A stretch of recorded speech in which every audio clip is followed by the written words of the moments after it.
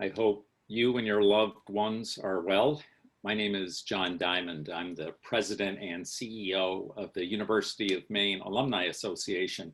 Thanks for joining us for today's panel, which is titled First Persons, the Wabanaki Peoples of Maine. We've got a pretty impressive geographic representation among our virtual attendees today. We've got Black Bear alumni and friends from 32 states and the District of Columbia. We also have somebody who is watching from Fairbanks, Alaska, where it is 7 o'clock or 7:03 in the morning, and the sun is not up yet, according to what I Googled this morning. It comes up in about an hour and a half. So a special welcome and shout out to Fairbanks. Next Monday, the state of Maine and many other states and communities will be celebrating Indigenous Peoples Day.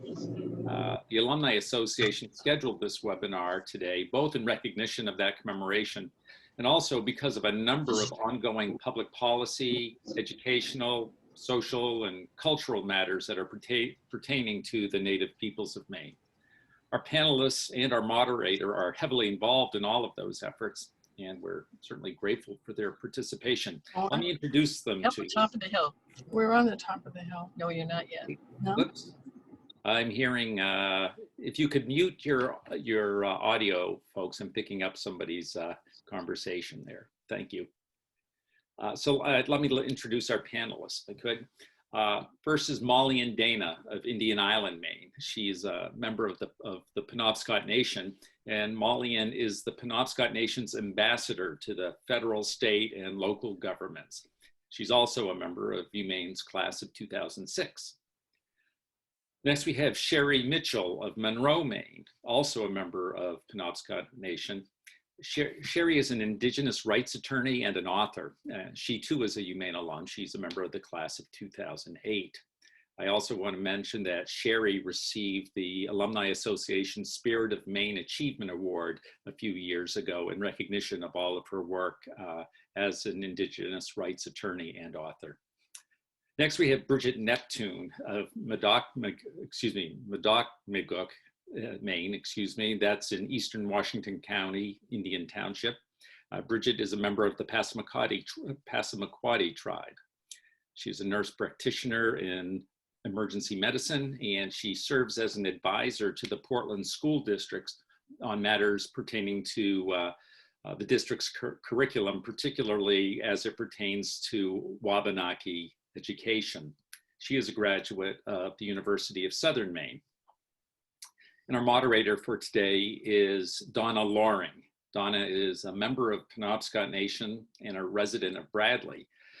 She's got a pretty extensive resume. Her current position is as senior advisor to Maine's Governor, Janet Mills. Donna is an author, a Vietnam veteran, a former law enforcement official, and a former member of the Maine State Legislature. Donna's a 1986 graduate of the University of Maine, and in 2017 received an honorary doctorate from the university. In that same year, she also received the Alumni Association's Career Achievement Award. So our panel discussions will cover roughly the first half of today's webinar. The second half will be saved for your questions and their answers. So if you'd like to submit a question, there's an easy way to do that. At the bottom of your Zoom screen, you'll see a little cartoon speaking bubble. That's the chat button. If you want to submit a question, all you need to do is click on that bubble and type in your question and hit the enter or return key on your keyboard. And we'll get to as many questions as possible during the time we have available. And now we're recording this session and plan to make it available online later, hopefully within 24 hours. So if you want to see it again or you want to share the link with others, we encourage you to do so. All right, well, let's get started. I'm going to turn it over to our moderator, Donna Loring. It's all yours. Thank you. And good morning, everyone. I'm glad you could join us. And I know that there's a huge interest in Wabanaki history, and I'm glad to see that happening. I do think that we have just a very short period of time to discuss this. So I'm just going to give you a brief sort of foundation and background. And then we're going to jump into the talking to the panelists. And there's not going to be any real sort of thread that we follow. It's going to be each panelist and their area of expertise that they're going to be talking about, because we have so much things that we have to do in order to meet the needs of our tribes and all the different interests that we have. So, sorry, hang on for.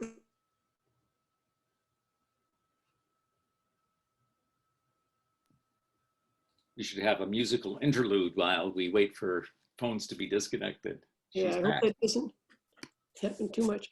But what I want to do is I want to go back to like the mid 1600s and talk a little bit about that. And I'm only going to be talking for 10 minutes because I don't want to take time away from the panelists.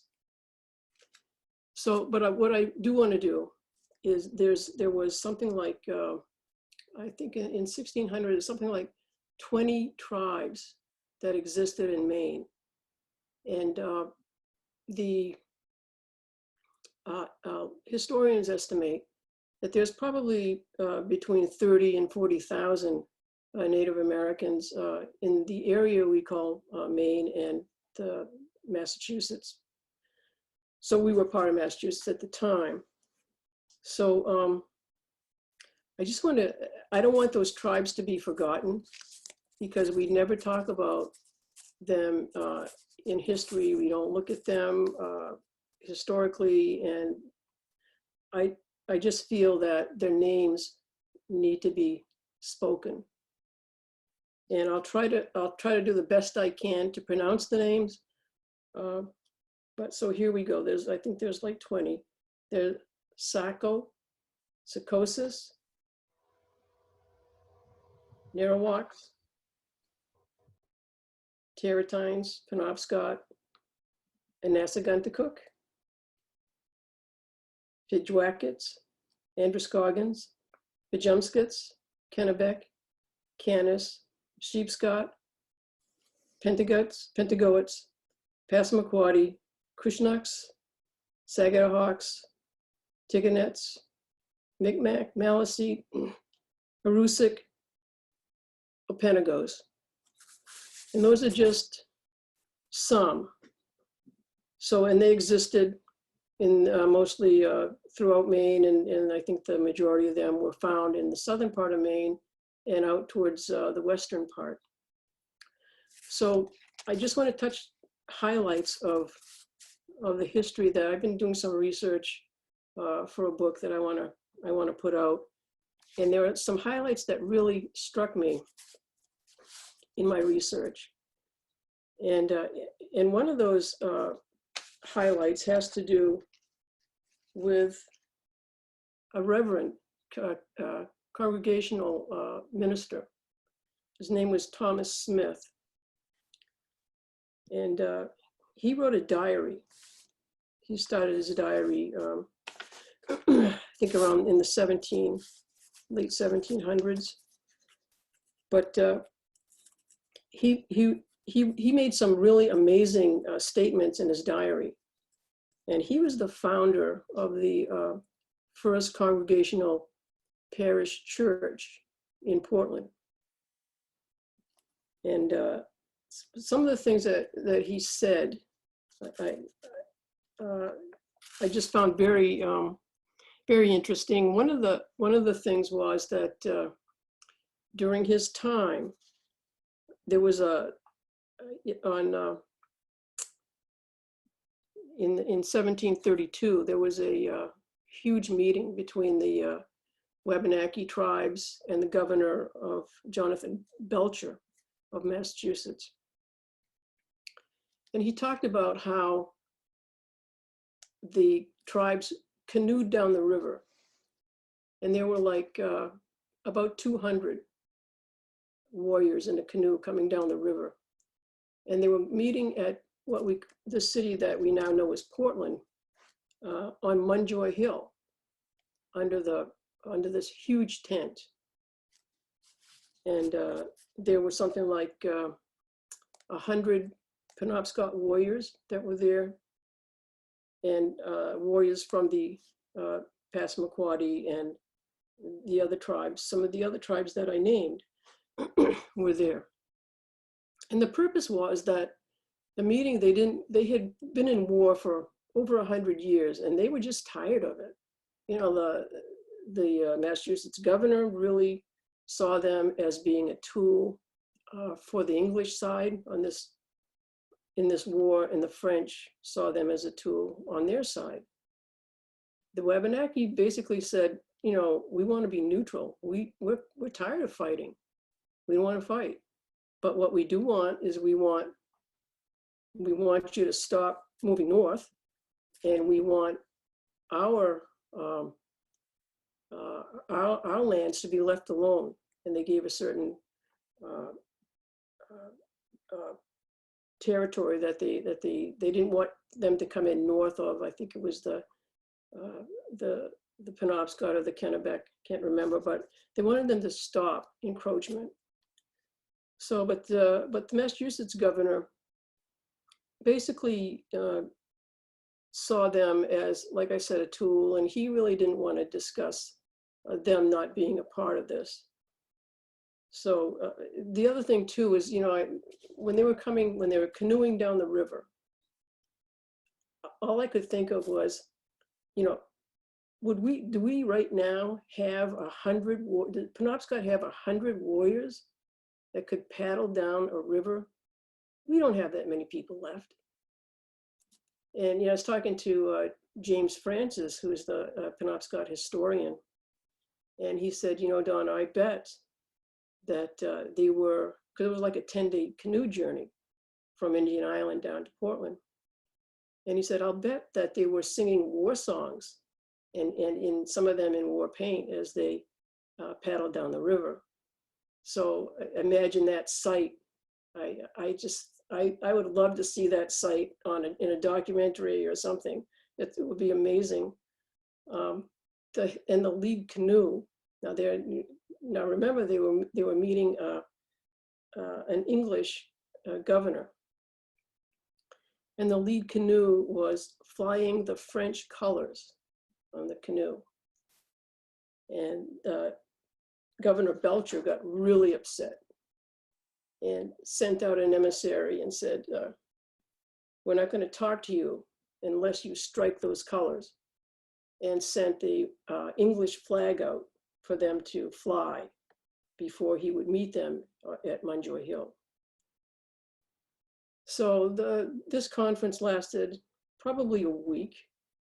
And during that whole time, Belcher basically was trying to get the Penobscots, because we had an interpreter and a lead speaker that represented the tribes, and the speaker happened to be a person named Lauren, not Loring, but Lauren, probably is related to me.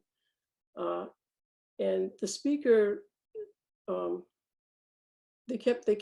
Belcher kept saying, look, why don't you have your people accept our religion and send your children to our English schools and learn our language, and we'll help you do that.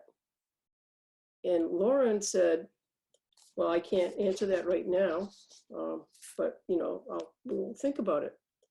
So the next day when he came back, Lauren basically said, you know, we have so many other chiefs that we cannot make that promise, and we'll have to meet with the rest of the chiefs before we can get back. So, and that's how that sort of ended. No, there was no agreement, and the Penobscots and the Passamaquoddy, Micmac, Maliseet, they all went back to their homes. And within, I think, 2 years of that, or a year of that, the Massachusetts governor sent out a scalp proclamation against the Penobscot. So in the meantime, we have, now let's get back to Reverend Smith and the First Parish Congregational Church in Portland. Now that church, first of all, of course, back then they built it out of wood and logs and whatever. And a number of times it was burnt down and rebuilt. And then finally was built out of the stone or whatever that it is now. But so the Reverend Smith in his diary, and I want to find the exact words that he says in his diary. And remember, this is a congregational minister. Okay, and he writes in his diary, this is on Sunday. So picture him getting ready to go out and preach to his congregation. And he's writing in his journal. On Sunday, September 19th, 1745, he writes, my 10 minutes is over. Let me just finish really quick. He writes, the government offer is 400 pounds for the scalp of an Indian man to those who go out at their own expense, and 310 pounds for those who have provision from the province. And he says, people seem wonderfully spirited to go out after the Indians. 4 companies in this town and many other towns are fitting for it. I just want to make the point that by 1760, I believe, all of those tribes that I just talked about, with the exception of 4 tribes, had been done away with. They either through disease or through war, they just don't exist anymore. And just to bring you to what 400 pounds was equivalent to now, in this time, 400 pounds is a value of $22,601.57. And the 300 pounds that people asked them for whatever they needed, supplies or whatever, that 300 pounds is equal to $16,951. So that was a treasure back then. And that was paid in a genocide to get rid of tribal people back then. And that's how that started. And that church was actually the meeting place where they met for the creation of the Maine Constitution. And all of the wealthy men and women or whatever met there. They set the, sorry, wasn't women back then, men. They set the policy and the laws to actually take over the whole country, the whole state, and not include Indians in this, of course, because, you know, we were the enemy. So that's the mindset of the state of Maine and the Maine state government. So saying that, I had plenty more to say, but as I said, I don't want to take away from the panelists. So I first want to introduce Ambassador Mullian Dana, Penobscot Nation. And to be totally honest with you and free, Mullian is my great niece, and really proud of her and the work that she's done. So Mullian, take it away. Thank you. It's good to see everybody. And Donna is my great aunt and great in every sense of the word. It's an honor to be here with you all today. And so I was thinking about this panel and what I could offer. And I think I'll just talk about my experience as a Wabanaki woman in the state of Maine and how I reflect on the stories of my ancestors and how that, you know, impacts my work today. And an area that I really zeroed in on in my life is, of course, the battle against Indian sports mascots in schools and universities. So it's really meaningful that Donna spoke about a few things in her intro. One of them was this these warriors coming down the river in their canoes with the war paint, singing, chanting, probably wearing feathers, a lot of the things we think about. My first experience with these Indian mascots that really kind of hit me over the head was seeing my peers at other schools when I was around 15 or 16 years old, wearing fake war paint, fake feathers, doing fake chants, and kind of mocking my identity and spiritual grounding. I had grown up with two Penobscot parents. I had learned language and song, and a lot of this really meant a lot to me as a young person. I was firmly rooted in who I was as a Penobscot.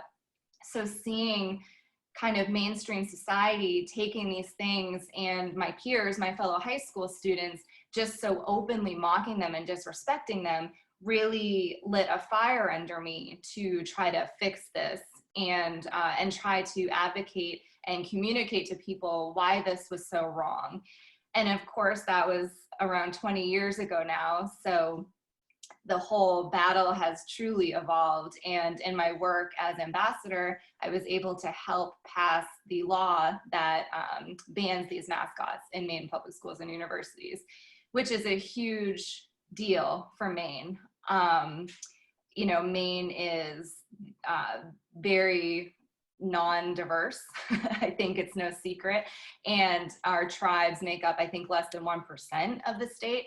So having these issues that we're able to bring in other people to our cause and find something that makes people care about our struggles and our journeys and our trauma and our sovereignty as Indigenous tribal nations, I think it's been an evolution. And a lot of the work that I do is only possible because all the generations before me were so oppressed and so marginalized. And, you know, even if they had things to say, they had no place to say them. Nobody would listen to them. They weren't considered human beings. So I truly stand on all of their shoulders, and I'm so thankful for everything they have done for me, not just fighting so that we could still exist, but fighting that we've, you know, been able to keep our culture and that I have an identity to look to. So I truly honor that in my work. And I think this talk is also timely because we're coming up on Maine's second official Indigenous Peoples Day on Monday. That was also legislation that we were able to pass at the state level.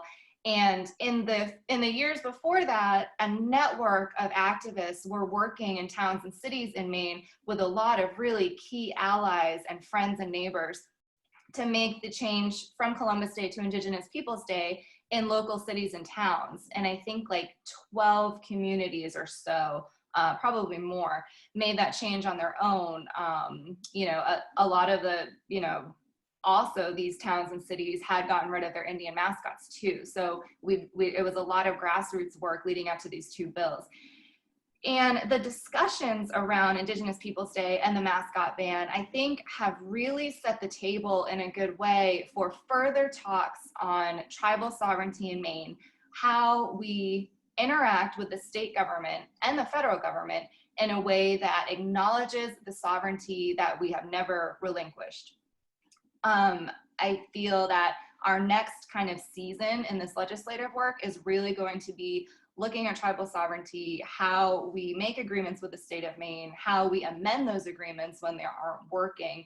And from what I've seen, those other two bills that we passed, along with a lot of other great bills, have really done a lot for the equity of tribes. And you really can't interact with people in a fair and equitable way if you're not seeing them as people. So I'm super thankful to the efforts of so many that have kept these discussions alive, kept these stories told. Just this morning, the Bangor Cultural Committee recommended to the full city council that they remove a monument in Bangor, the Esteban Gomez Monument. And he was an explorer who had kidnapped 50 Penobscots on one of his missions with the intent to sell them into slavery. So they put this task force on it, really investigated it, and came up with this decision to remove that monument and replace it with something that would truly honor Mascot people and the connection between our communities.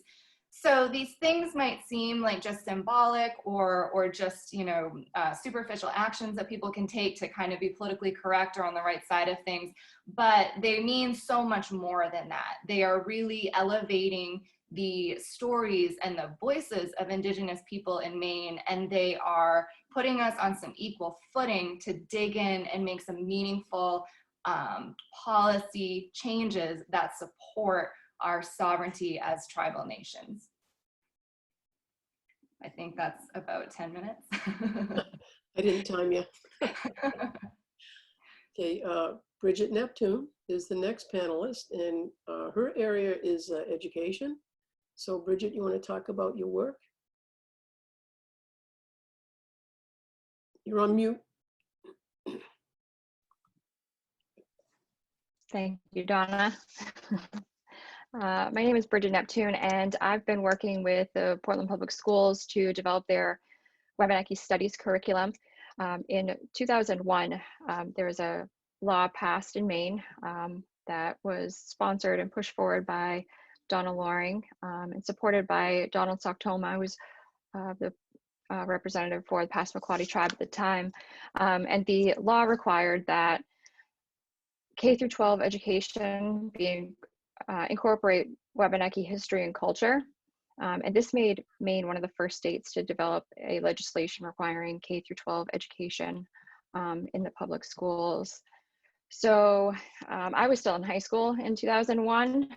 And unfortunately, I didn't see any of this work put into place. And about 4 years ago, I began volunteering with my friend who works for U.S. Fish and Wildlife, salmon habitat restoration. And I was going into classrooms in the greater Portland area, speaking about stewardship and waterways and well, that was my intention, was to speak on those higher level topics, but so many students were just floored that there were Native people in Maine, and they had questions. They were 4th, 5th grade, had questions like, oh, do you have a phone? Do you live in a teepee? So many questions that were just really slowed down our progress. And this, initially I thought maybe this is one classroom, but it became obvious that it was systemic. So shortly after that, I was approached by Fiona Hopper, who's an educator in the Portland Public Schools. And she asked if I would be in support of asking the school district to allocate resources to developing a Wabanaki curriculum. And I said, sure, of course I support that. Really had no idea how successful and supported we would be.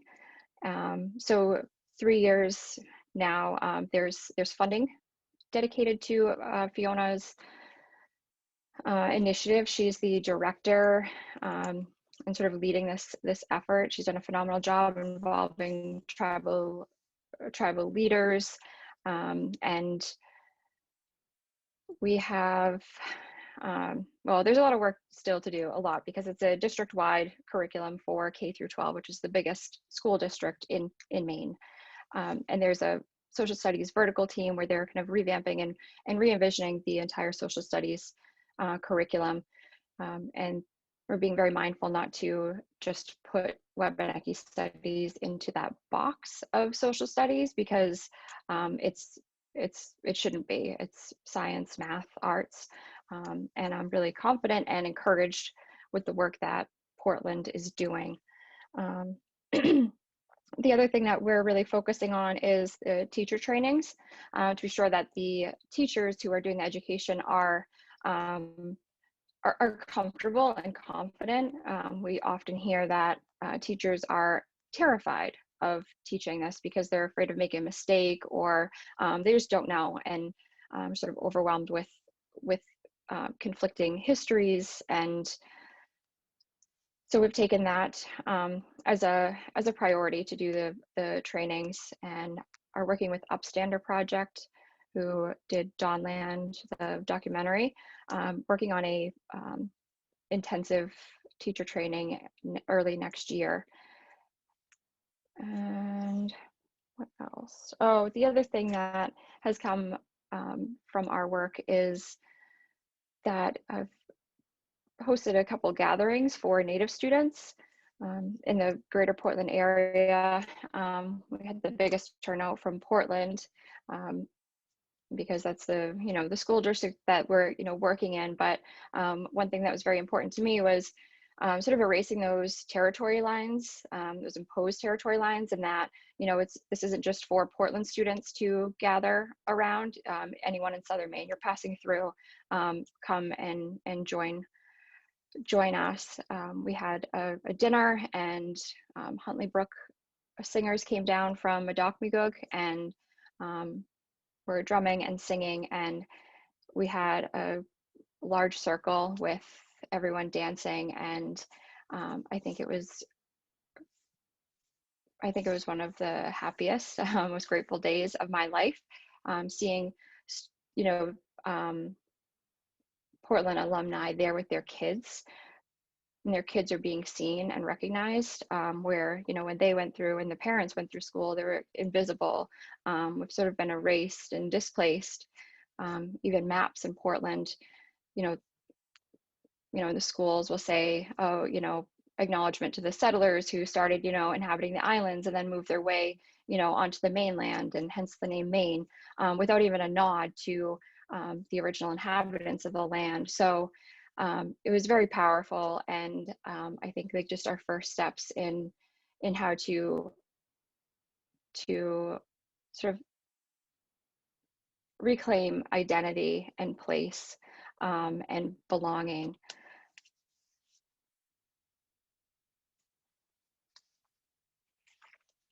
And I think that's it for me. You're muted, Donna. Thank you. I was saying thank you, Bridget. The work that you do in education is truly important. Educating young kids about Wabanaki history, so that in the future they'll know and understand what's happening. So that, and thank you for that work. So the next panelist is Sherry Mitchell. She's an attorney, and she's a member of the Penobscot Nation. So Sherry.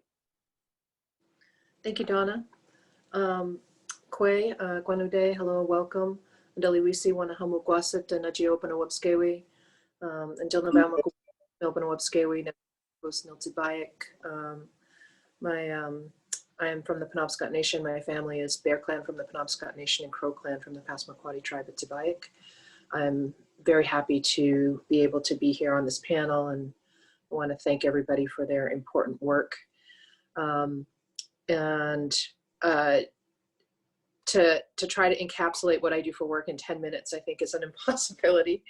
But I'll just say that I started out when I was probably 18, trying to form the first domestic violence program in my community and a literacy program in the community. And then very shortly after that, started a youth development program. And the young people that I worked with during that time, in collaboration with Communities for Children, won a Silver Parents' Choice Award for their work addressing underage drinking. And we had an award ceremony that we went to up at Sugarloaf.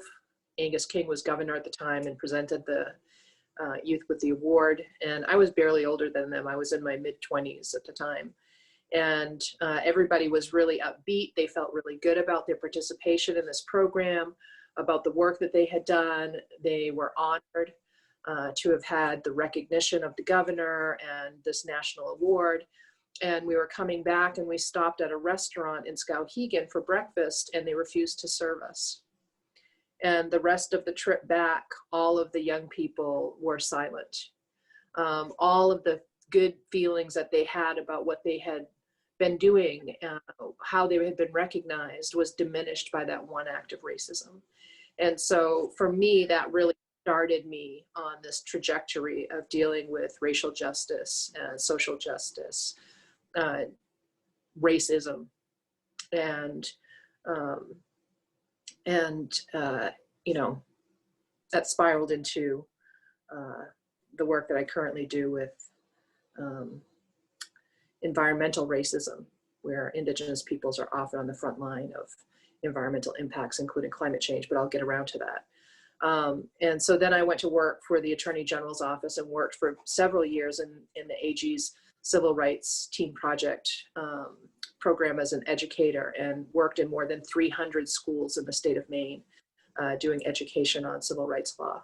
Then I went to law school, and things started to shift dramatically for me at that time in relation to not necessarily the type of work that I was doing, but the caliber of work that I was doing. And currently I do a lot of work on climate change impacts, and do take some cases in the state of Maine on racial discrimination. In fact, a case that I argued with a colleague of mine who is the chief judge at the Penobscot Nation, Eric Maynard, we argued together in this racial discrimination case, where we actually had included in the decision the harmful impacts of Native American mascots. And that decision was brought forward during the final debate around the mascot issue in Skowhegan, and you know, that case had led to a significant payout by the business who had violated the rights of that individual, and that schools could look forward to the same type of treatment under the law if they continued to use Native American mascots in a disparaging way. And it was shortly thereafter that the town of Skowhegan voted to end their use of Native mascots. So you think about Mullion's whole young life from the time of 15 until that decision was passed, and you think about me in my early 20s, I'm 51 now, having these young people that I had been working with denied service for breakfast in the town of Skowhegan, and then almost 25 years later having that decision come around. We've all been doing this type of work for a very, very long time, and working towards these very slow moving outcomes. And so even though there are a lot of people who don't understand the significance of that work, it's really important to recognize that there's a transition between seeing people as being less than human and then seeing the humanity in them that is involved in that turning. And that's really what we're talking about when we talk about the history of the Phipps Proclamation, where there were bounties put on the heads of Penobscot people and other tribal members in the state of Maine to make way for the unsettlers, those who came and unsettled the land and created all of this chaos and death and destruction here in Wabanaki territory. And I think it's really important to look at where we are right now, because we're still dealing with various forms of colonization. We're still dealing with, court cases and legislative actions where we're asking for our sovereignty as human beings, as autonomous nations, to be recognized. And the state of Maine is still struggling. 200 years after its formation, it's still struggling with the fact that the Native nations that are here have inherent sovereignty, and they're still failing to recognize that.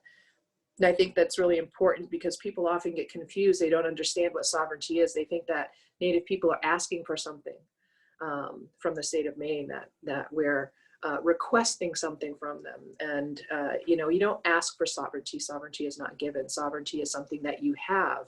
All we're asking is that the state of Maine recognize our sovereignty and stop infringing upon the rights that we have already. And so it's critically important for tribes, in recognition of their sovereignty, to be able to make and enforce laws that are relative to the people and the nations, our lands and our affairs, and to be able to live our way of life, what we call Skidgenaway-Balasoagan, this indigenous way of being that is infringed upon by the imposition of outside laws and ideas and philosophies about the way that we should be living. And right now, my focus has largely been on two things: leadership and really dealing with the crisis of climate change.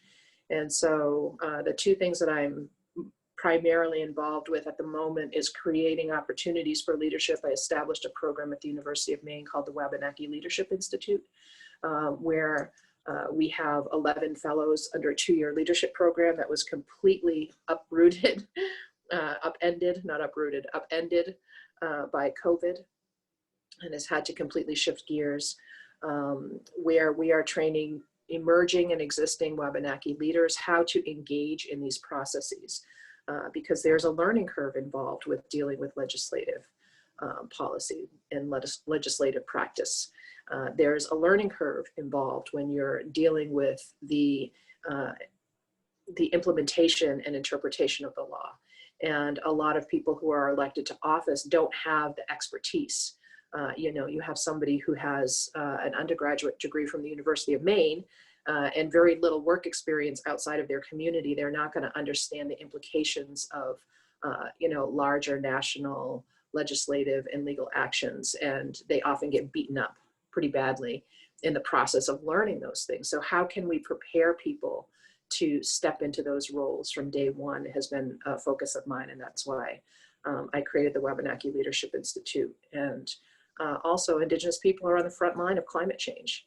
And so I've been working with some big organizations who are doing frontline climate change, currently working with the UN ACE program, writing and reviewing climate change policy for hopefully a new administration in November, and working with Conservation International, the National Wildlife Federation, and other organizations like that to help them to soften their impacts on Indigenous peoples as they're working on climate change mitigation adaptation, because it's often just as disruptive to Indigenous peoples as the climate change impacts themselves, the mitigation efforts in regard to the ways that they attempt to once again colonize Indigenous people. So I've been working pretty heavily in that area for the last several years. And I think the last thing that I want to say is that it's really important for people to recognize that the state of Maine has a lot of healing to do in relation to its history and its ongoing relationship with Indigenous peoples here, with Wabanaki peoples. When we think about the history Donna talked about, and the elimination of 16 of the 20 tribes that were here originally, and the Phipps Proclamation, the hunting of Penobscot people. And we think about where we are today.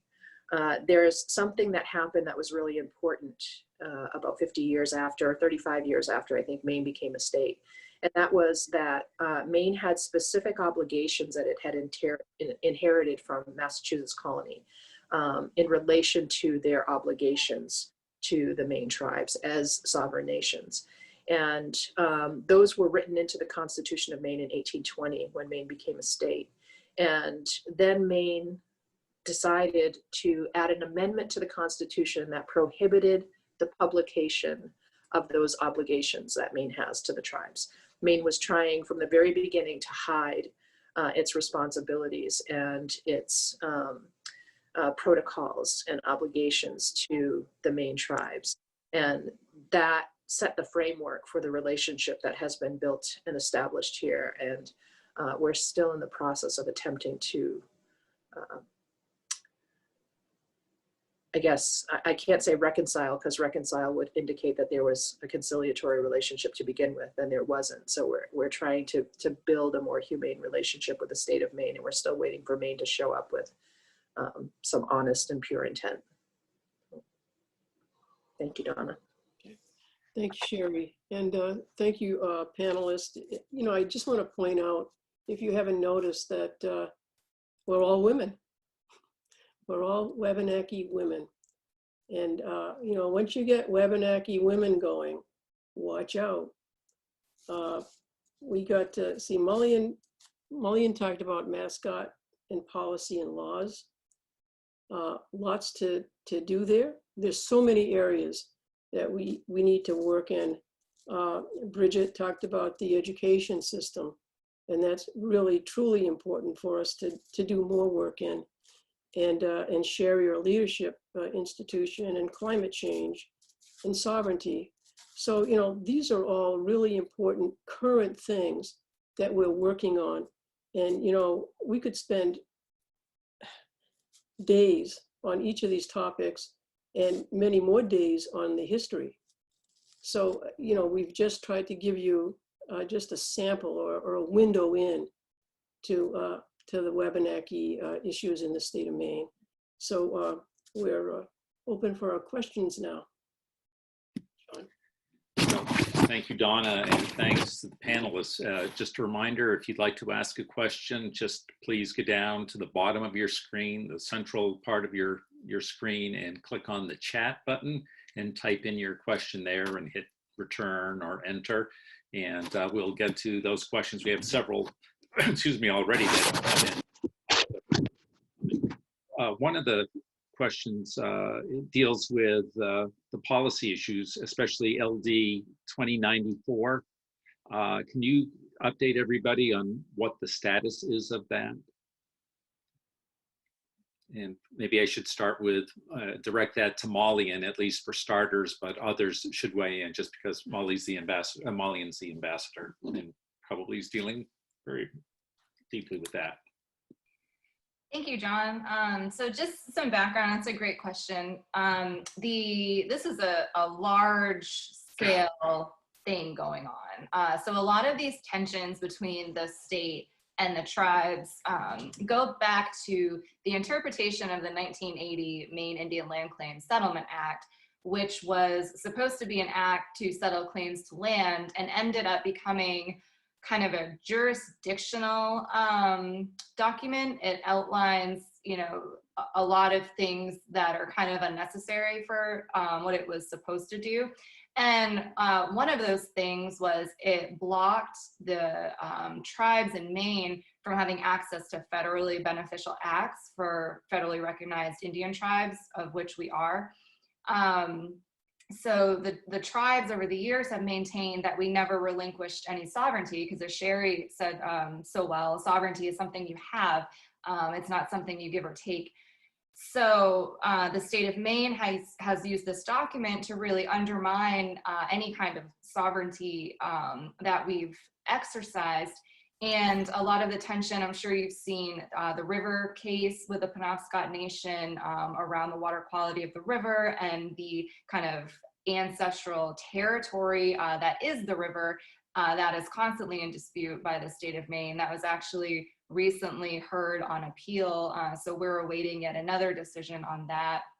So a lot of these kind of issues go back to this document. So the governor and the leadership in both of the chambers and the tribes and the Attorney General's office all convened a task force to recommend amendments to the Land Claims Settlement Act.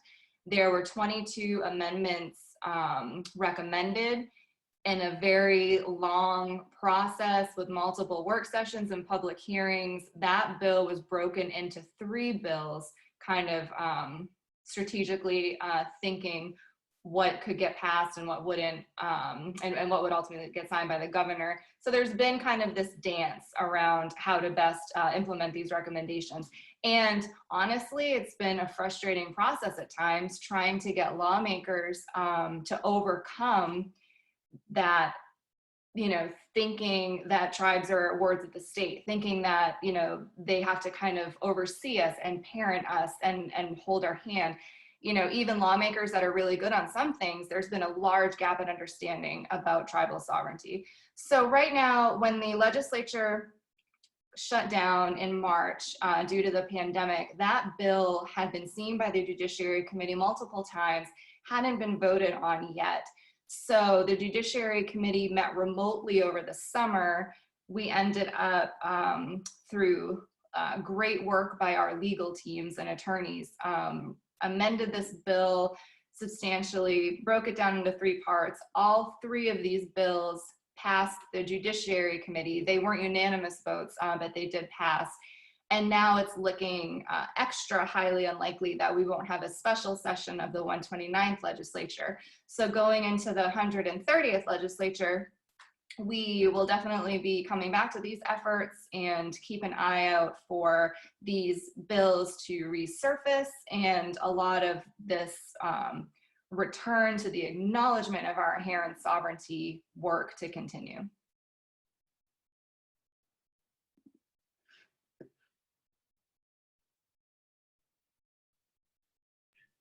Sorry about that. Do any of the other panelists or our moderator want to add anything to that?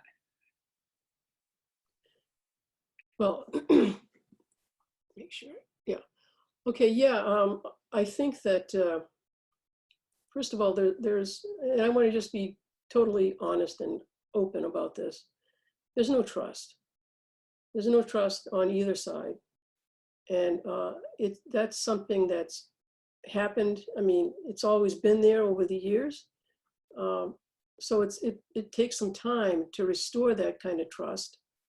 And the laws that the tribes have been sort of underneath being controlled by, those laws need to really be, in my opinion, those laws need to be changed. And we need to come to some sort of agreement on how to do that. And do it effectively and do it safely for everyone. So, and I think that the governor's office is interested in doing that.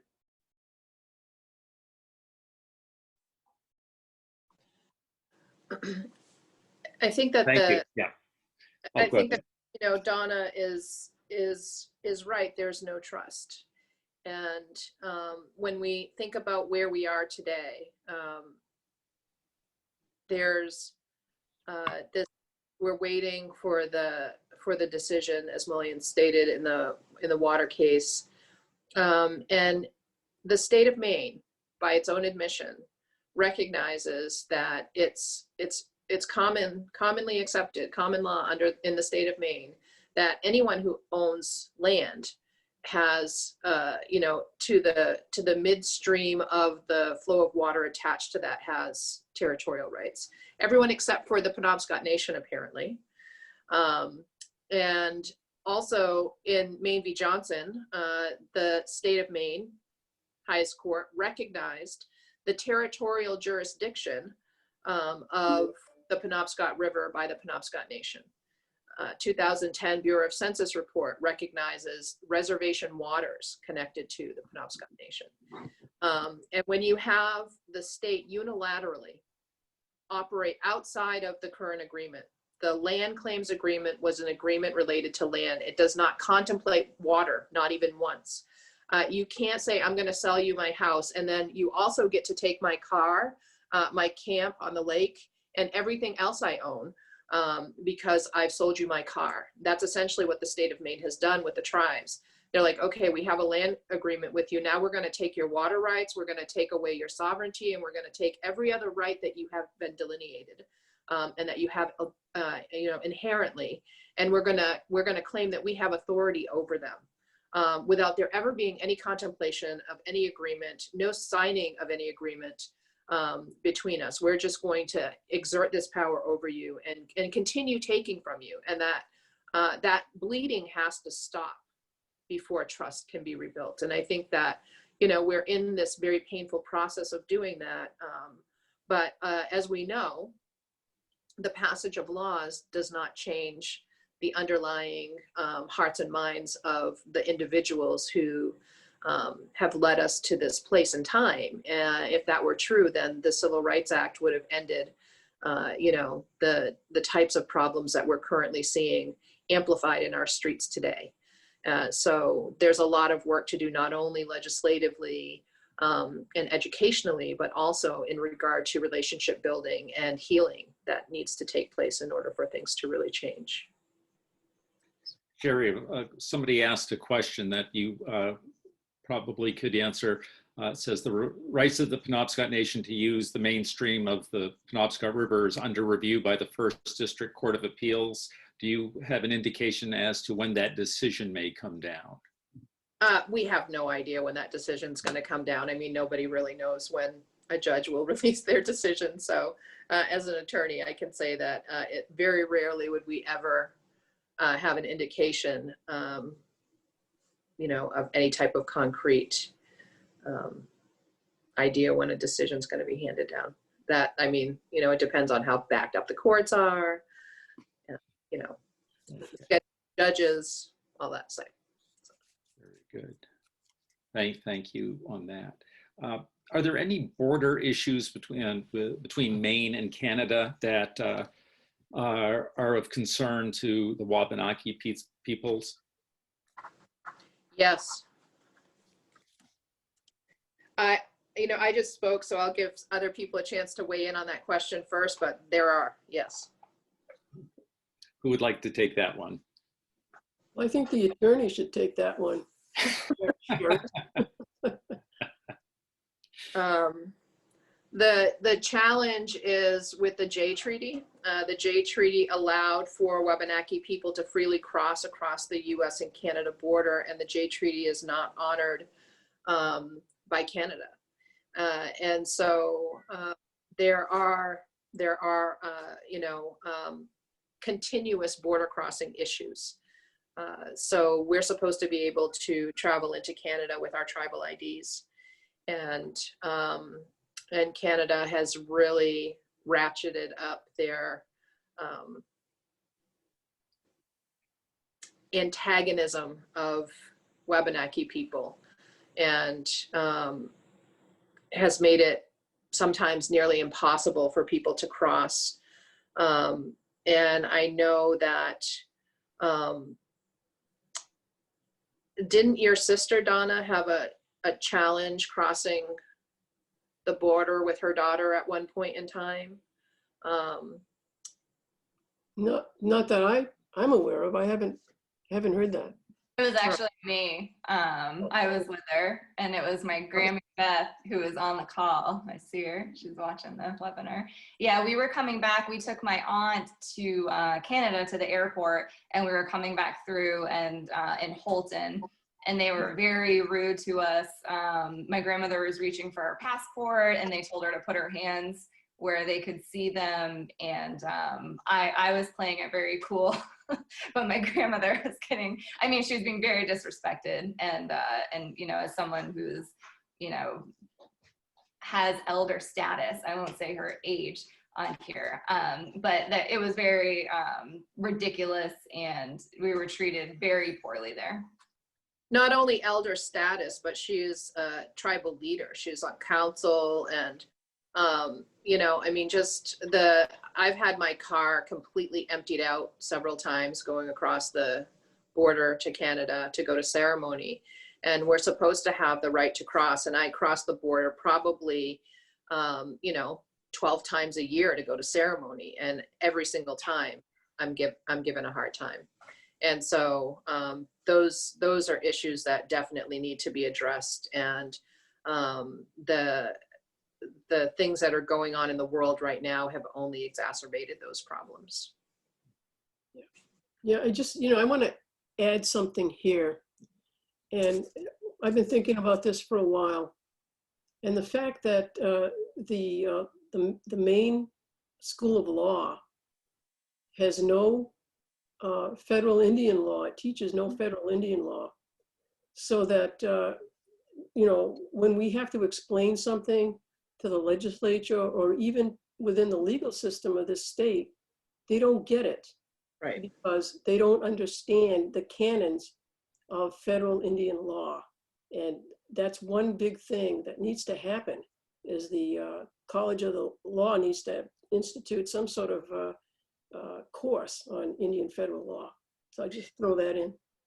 I actually was just talking about that yesterday. I was in a meeting with a group who's working on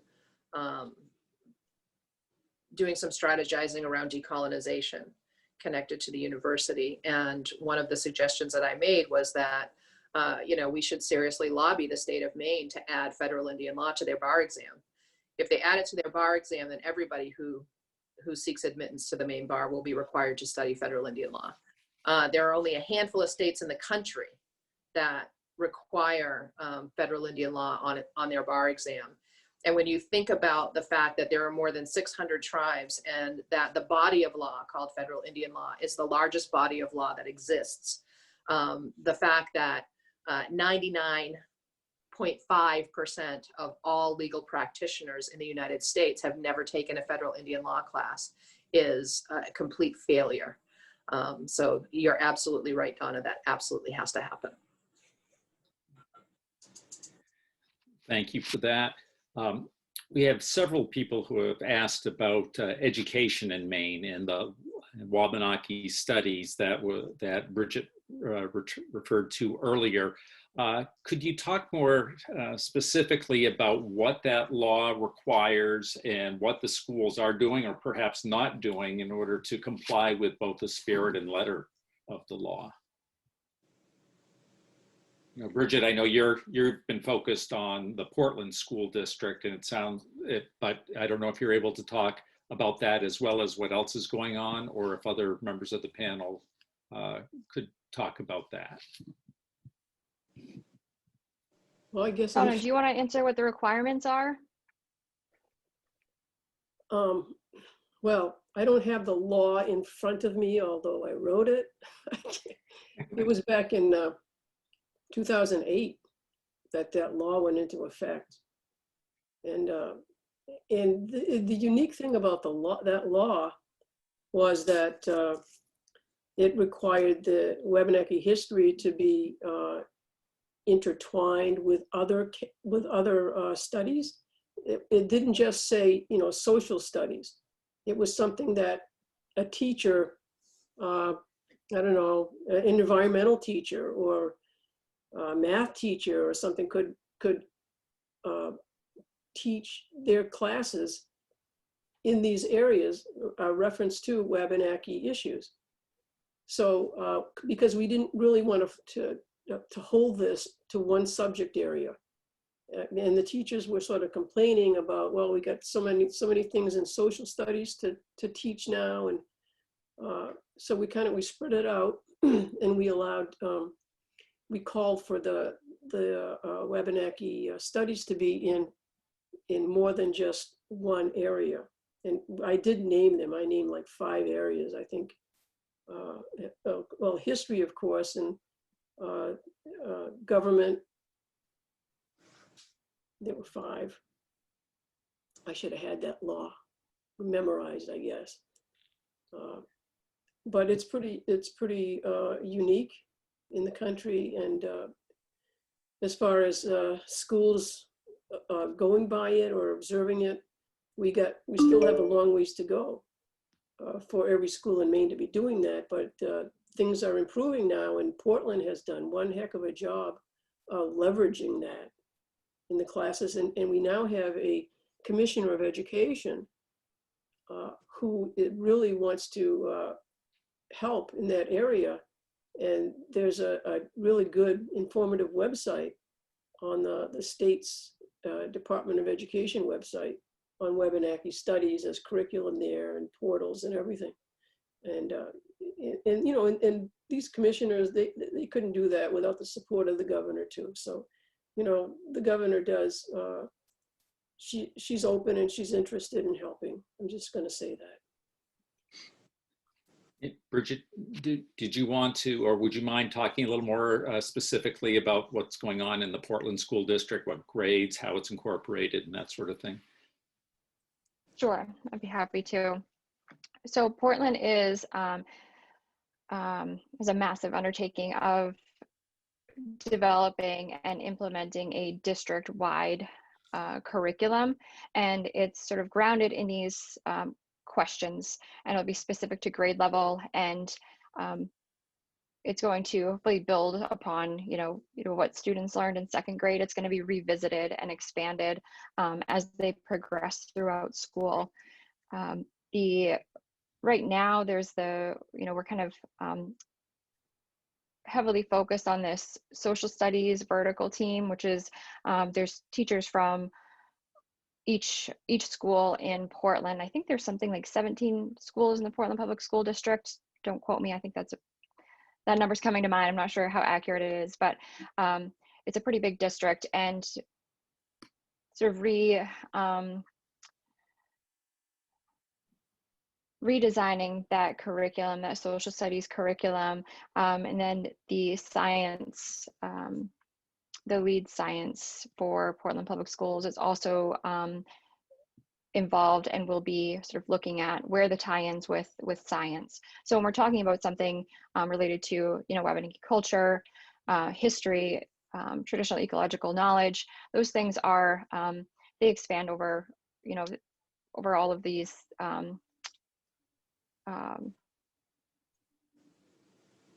topics. So it's science, it's math, it's social studies.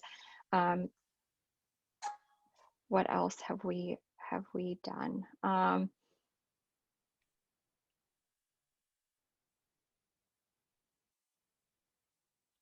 There's a question. I think that there was talk about maybe. Go ahead. Oh no, you finished. I'm sorry. Because it's such a big project, we have talked about maybe taking one school and doing a pilot and seeing how it goes with with either 6th through 8th at one school, and then going from there. But we're really hoping that it's going to be something that can be implemented throughout the state at different schools. Place-based learning is also a focus, so that students are going to be learning about where they are. So there will be some differences depending on geographically where you are in the state, what river you're next to. One of the questions that came in relates to what's being taught in school, but it's also, I think, helpful to all of us who didn't have the benefit of learning about Wabanaki peoples and growing up in Maine. And the question is, what is the appropriate term to refer to the Wabanaki peoples of Maine and the nation and tribes within that? Is it American Indian, Native American, Indigenous people, First Nation, all of that, none of that? Could you respond to that? Sure.